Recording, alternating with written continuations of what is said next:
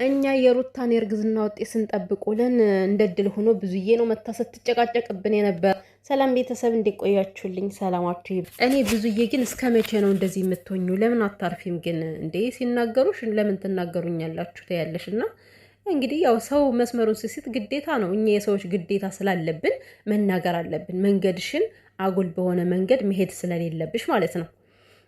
ሩታም እንግዲህ አልተመረመረችም። እውነት እኔ ዛሬ ይመጣል ብዬ ነበረ፣ ግን ያው ልዑል ያለቀሰ እሷም አልተመረመረችም። ግን አስባችሁታል ቤተሰብ? ይሄን ነገር አሁን ሩታ ምናልባትም እኮ አብርሃምን ለመመለስ ብላም ሊሆን ይችላል ያደረገችው። እርግዝና እውነት ሆኖ ባይገኝ የሚወረወርባት ቃል የሚሰጣት ስድብ ገና ካሁኑ ራሴን ያመኛል። እኔ ስለ ሩታ ማለት ነው። የኔ እናት ሁሌም በሌለችበት ነው የሚያውሏትና ምንም ትስራ ምንም አይነት ገጸ ባህሪ ይሰጣት፣ ግን እሷን የሚያስንቅና እሷን የሚያዋርድ ነገር ነው የሚያሰሯት። በጣም ነው የሚያሳዝነው። ግን በእውነት ፈጣሪ ይርዳሽ ሩትዬ። እንግዲህ ብዙነሽ ዛሬ በጣም እየተናገረች ነበረ። እሱም ደግሞ በኤፌክት አቀነባብራችሁኛል፣ እንጆይ እያደረግኩ ነው አለች። ኖ ኖ ኖ ኖ፣ ውሸትሽን ነው።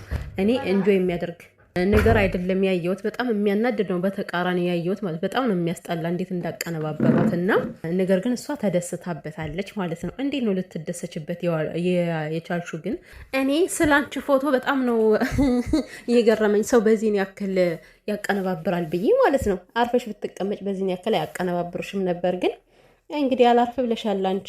አስሬ ከወንድሜ ራስ ላይ ትውረድ፣ ከወንድሜ ራስ ላይ ትውረድ አለች። እኔ እኮ ወንድምሽ ምን አደረገችው? ልጅህ ነው፣ አርግዣለሁ፣ ካንተ አባት እንደሆንክ ማወቅ አለብህ ብላ መናገሯ ኃጢአት ነው? ምንድን ነው አስሬ ሌላ ነገር እንደሰራችሁ ሁሉ ከወንድሜ ራስ ላይ ውረጅ የምትያት? አንቺም ራሱ እንደዛ ከሆነ ከሩታ ራስ ላይ መውረድ ይጠበቅብሻል እኮ። በቃ ውረጂ፣ አትጨቃጨቂያት ሁሌም መተሽ ማለት ነው በማይመለከትሽ ነገር። እንዴት ነው የምታስቢው? ብዙ ነሽ ማለት ይሄ ነገር የሚመለከታቸው ያደረጉትም የፈጸሙትም አብርሃምና ሩታ ናቸው። እሱ አንደበት የለውም።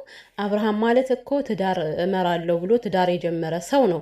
መቼም በትዳሩ መካከል እየገባሽ አንቺ ሁሌም በዚህ ምራ፣ በዚህ ሂድ፣ በዚህ እያልሽ አይደለም አይደል ልጁን ይዘሽ የምትመሪው። እራሱ ነገሮችን ማስተካከል ይችላል። ውጤቱንም ከሆነ እሷን መጠየቅ አለበት። ለምን አንቺን በአቋራጭ ልክሻል? አንቺ ምን አገባሽ? እሱ እኮ ሄዶ እሷን መጠየቅ ይችላል። ነይ እንሂድ ብሎ ራሱ ማስመርመር የነበረበት ራሱ እንጂ ዴብ አይደለም። እውነት ለመናገር ዴብ እውነቱን ነው፣ ባሉ አይደለም አይደል? ዴብ ከሱ ለምን ይጠበቃል ሁሉ ነገር?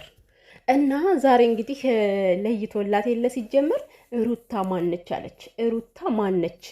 ሩታ ሀፍቴ ነቻ። ሩታ ሀፍቴ ትባላለች። የልዑሌ ሸጋ እናት ነች ካላወቅሻት። ይሄን ያክል መናናቅ ግን አይደብርሽም? እንደ አንቺ ብዙዬ ግን አይደብርሽም? የምር በጣም ነው የሚደብረው እኮ አንዳንዴ ሰከን። ሩታ ማለት እኮ ጀስት ዋን ገርል ነች አለች ማለት ነው። አንቺም ጀስት ዋን መነሻቦ ወደዛ ምንም ልታመጫ አትችይም፣ እንደው ዝም ብለሽ ከመንጫጫት ውጭ ማለት ነው። እና ሩታ ህይወቷ ተበላሸ አልተበላሸን የሚመለከተኝ ነገር የለም። እሷ ይመለከትሻል መቻለችሽ። ሲጀመር ፈጣሪ የተመሰገነ ይሁን። ሩታዬን እንደዚህ አበባ አድርጎ የያዛት ፈጣሪ አለ። መቼም ቢሆን ህይወቷ አይበላሽም።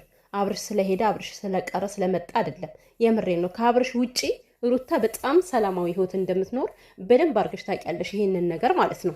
ሲቀጥል ደግሞ አንቺ ባጠፋሽው መሰረት ለምንድን ነው ሩታን ይሄን ያክል የምትሆኝባት?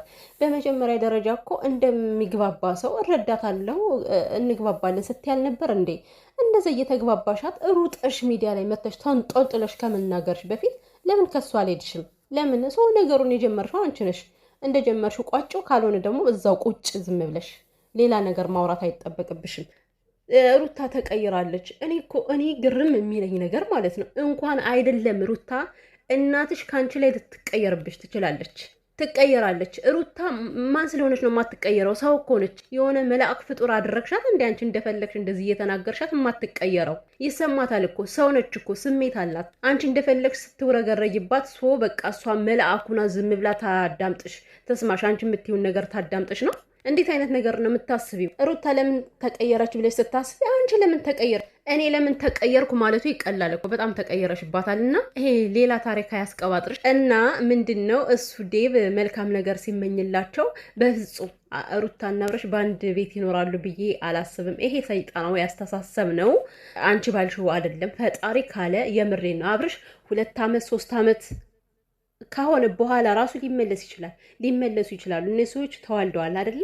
እንኳን በተዋለደ ሰው ፍቅረኛ በሆነ ሰው ራሱ ሰው መግባት አይጠበቅበትም ቤተሰብ ማለት ነው። ምክንያቱም እነዚህ ሰዎች ተመልሰው ሊገናኙ ስለሚችሉ። አንቺ ግን ብዙ በቃ ልጅ አለኝ ሴት ልጅ አለኝ ገለመሌ ምናምን ትያለሽ። የምትናገሪው ነገር መርዝ ነው። በልጆች ይደርሳል ብለሽ እንኳን አታስቢም። እኔና ሩታ አንስማማም፣ እኔና ሩታ አንግባባም ትያለሽ። እውነትሽን እኮ ነው። ትክክል። እንዴት ነው ሰይጣንና መልአክ ሊስማማ የሚችለው? ሲጀመር መልአክ እኮ ከሰይጣን ፊት ሲቆም ሰይጣኑ ይገለፍልበታል። አንቺ እንደሆነ አትችም። ሩታን ስታያት እንዲህ ነው የምትገነፊው። እና ሰይጣንነትሽን ብትቀንሹ የተሻለ ነው። ሰውን ነካክቶ ነገረኛ ካደረጉ በኋላ ማለት ልክ ልካቸው ሲነገራቸው ከዛ ተቀየረች ገለመሌ። እንኳን ሩታ አይደለም ማለት ነው። እኛ ራሱ በዚህን ያክል የምንናገርሽ ባመጣሽው መሰረት ነው። የምር ማንም ሰው እኮ ሰውን እንደዚህ አቅልሎ የመናገር መብት ፍላጎትም ኑሮት እኮ አይደለም። ግን በቃ ሰው ባመጣው መሰረት ነው የሚናገረው። ወንድምሽ ኦልሬዲ ነግሮሻል። በቃ ሰው በስራው ነው የሚገመተውም የሚሰደበው የሚሞገሰውም ተብለሻል። አንቺ በስራሽ ነው እየወረድሽም ያለሽው። በመጀመሪያዋ ብዙ ነሽ፣ ለሩታ ያቆምሽላት ብዙ ነሽ። የድሮ እህቷ ነኝ ምናምን እያልሽ አይደለ? ያቺ ሴት ቀጥላ ቢሆን ኑሮ ዛሬ ይሄን ያክል ነገር አታይም ነበር። ይሄን ያክል ሚዲያ ላይም አትሰደቢም ነበረ። እና ስለተሰደብሽ ምንም ሊገርምሽ አይገባም። እና የስራ ፈጠራ ሰጠች ለምትሉኝ እኔ የራሴ የሆነ ስራ አለኝ፣ የተከበረ ስራ አለኝ አልሽ አይደለ? ኧረ ጎሽ፣ ሰው እንዲህ በስበቡ ነው ስራውን የሚያስተዋውቀውና ማለት ነው። እንግዲህ ለመዳር ያሰባችሁ ሰዎች ከእሷ ሄዳችሁ ቬሎ እንድታሰሩ፣ ምክንያቱም ምርጥ ዲዛይነር ነኝ ብላለች። እኔ ግን ብዙ ነች ማለት ነው። እንደው አሁን ባለሽበት ሁኔታ በተለይ ይሄን ፀጉርሽን ወደታች ካላስተኛሹ እንደው አሁን ሰርጌ ቢሆን ካንቺ አላሰራም እንዴ። ቬሎን ከፍና ዝቅ አድርገሽ ሰርተሽ ደግሞ ጉድ ልትሰሪኝ እናቴ። ሰው የሆነ አወራሩ ምናምን ካልተስተካከለ ስራውም እንደዛ ጠማማ ነው የሚመስለኝ እኔ ሳስበው ማለት ነው። ኤኒዌይስ ያው እንግዲህ ሱቋን አስተዋውቃቸዋለች ማለት ዲዛይን እንደሆነች ተናግራለች ማለት ነው። እና ስራ አልፈጠረችልንም ብለሽማ እንዳታወሪ። አረ ነውር ነው የምሬ ነው። ይሄ በአንቺ አያምርም። ከቻናልሽ ብንገባ እኮ ከታች እስከ ላይ ሩታ እኮ ነው የተለጠፈችው። ሩታ እንደዚህ ያለች፣ ሩታ እንደዛ አለች፣ ሩታ በዚህ ወጣች እኮ ነው የሚለው እንዴ። የተወሰነ ቀን ቡታጅራ ሄደሽ አንድ ቀን ከእናትሽ ጋር ከዛ 2 ቀን ከልጆችሽ ጋር ቪዲዮ ሰርተሻል። ከዛ ውጭ ግን ሩታ ነች የኔ እናት። ስምሽ ከፍ ይበል ሩትዬ፣ እስከ ዘላለሙ ስምሽ ከፍ ይበል እናቴ። እና ከላይ እስከታች በሩታ እየፈተፈች በሩታ እያወራሽ፣ ሩታ ከሌለሽ መች ትመጫለሽ? ሲጀመር አንቺ ሩታ የሆነ ነገር ስታመጣ እኮ ነው ለወጥ ብለሽ መተሻ አንቺ እዚህ ጋር የምትንጨረጨሪው። ስለዚህ በሩታ ነው የምትሸቀየው እንዴ። ትሸቀያለሽ። እንኳን አንቺ አይደለም የቡታጅራ ህዝብ ራሱ በሩታ ነው የሚሸቅለው እኮ። ሩታ ማለት እኮ ማለት ነው ስላልተነገረላት ነው። የምሬን ነው ስላልተነገረላት እንጂ ቢነገርላት ሚዲያ ላይ ከአንድ ልብስ ወደ 2 ያዘዋወረቻቸው ሰዎች በጣም ብዙ ናቸው። እነዚህ ከሃዲዎች በጣም ብዙ ናቸው። ለአንቺ ብቻ አይደለም ለሁሉም የእንጀራ ገመድ ሆናለች ሩትዬ። ይሄ ነው እውነታው። እየመረረሽም ቢሆን ትውጫዋለሽ። ብዙ ነሽ።